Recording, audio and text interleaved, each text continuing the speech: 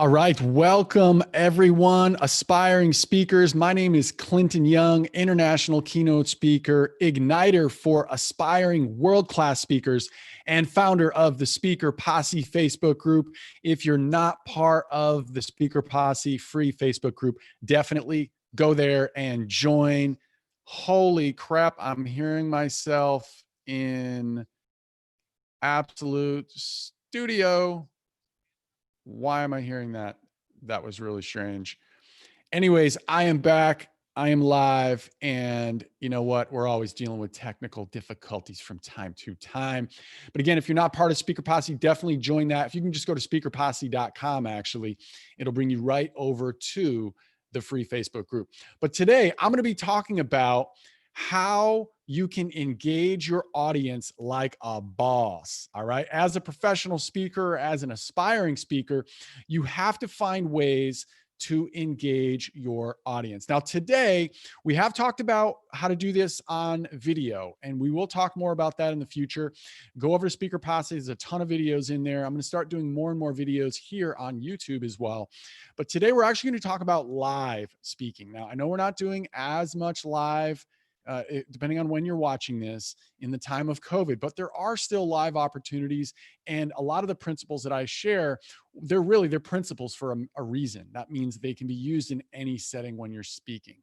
So a couple things we can do right away, besides some of the more things you'll do on the front end, which I'm not going to go into in this video, around really making sure that you've identified the collective pain of the audience in advance, right? There's so many ways you can do this when you have a paid speaking gig or even a free speaking gig, whether it's live or whether it's in person. You want to interview the hosts of that event. And if you can, interview some of the participants beforehand. Again, many videos I've done on this topic on Facebook. And I'll do more of these on YouTube as well. That's not the nature of today's call or today's video. Today's video is about how do we do it when we're actually in the room.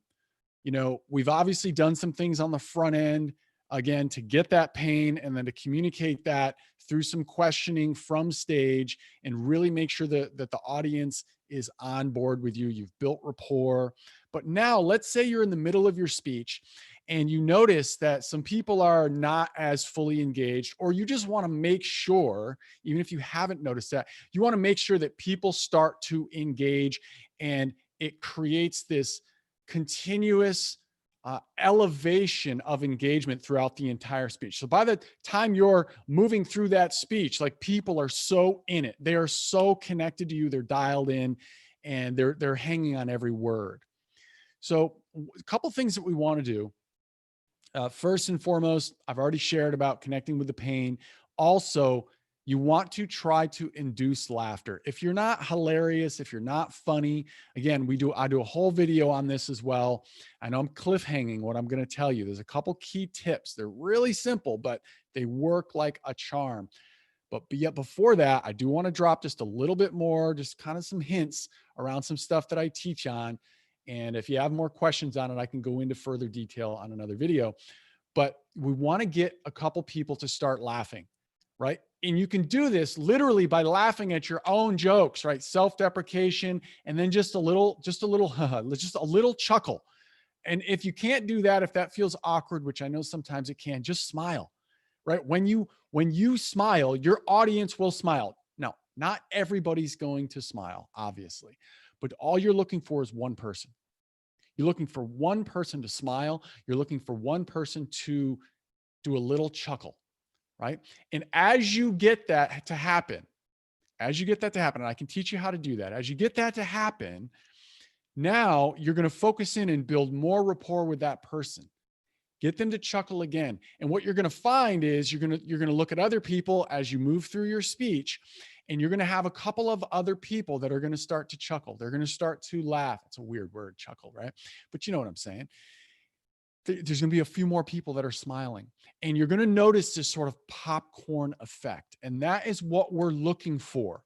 That's what we're looking for, because at the end of the day, our audience wants to be happy. They want you to succeed, and they want to have fun. They don't want to be bored, right? So we have to become masters, become world-class speakers. We have to become masters of creating an optimal learning environment. You might write that down if you're taking any notes.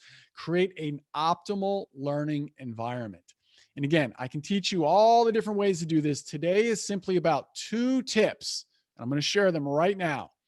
So as you've created this optimal learning environment, you've connected with their pain, you've made them laugh in the first 10 seconds, you've made sure that they know that you know their collective pain within the first 30 seconds. Okay, you've done all that. You've induced some laughter and you've smiled and you've gotten the audience to start to popcorn a little bit with opening up, opening their hearts, opening their minds. Now what we do, you do things. People in the front of the stage, people in the front of the room, right? You're going to, when you're connected, you're going to jump off the stage. You're going to go down, shake hands, 5, right? You're going to get that sort of physical engagement, but you're also going to ask them and look right at them. Now you're asking the whole room to do this, but you want the front of the room to be raising their hands, right?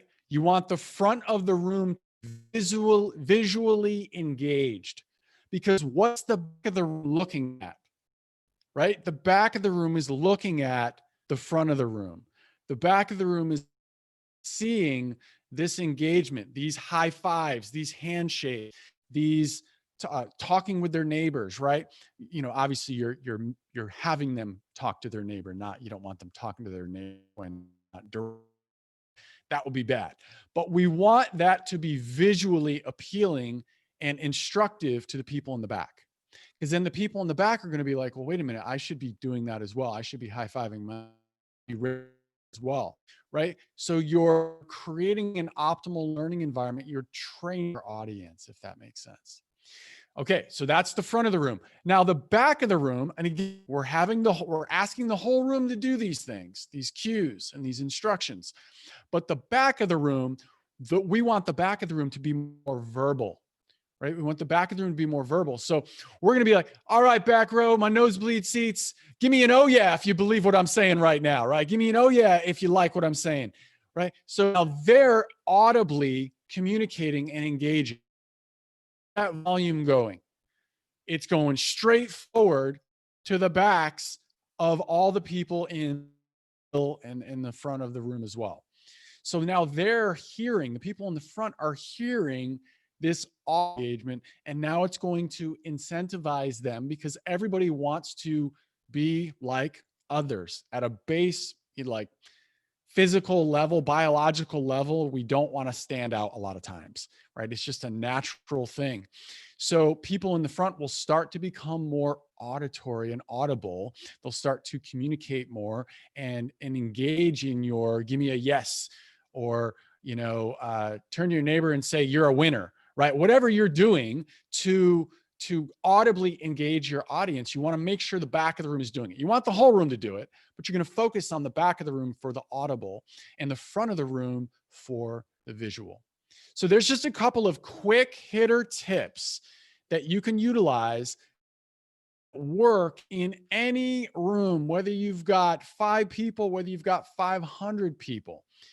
And you know what? I even use these things in virtual rooms, even though you're not near people, even if everyone is dispersed all around the world, you can still use these same cues. You got to be a little cute about it, a little funny about it, because obviously you're not in a live room.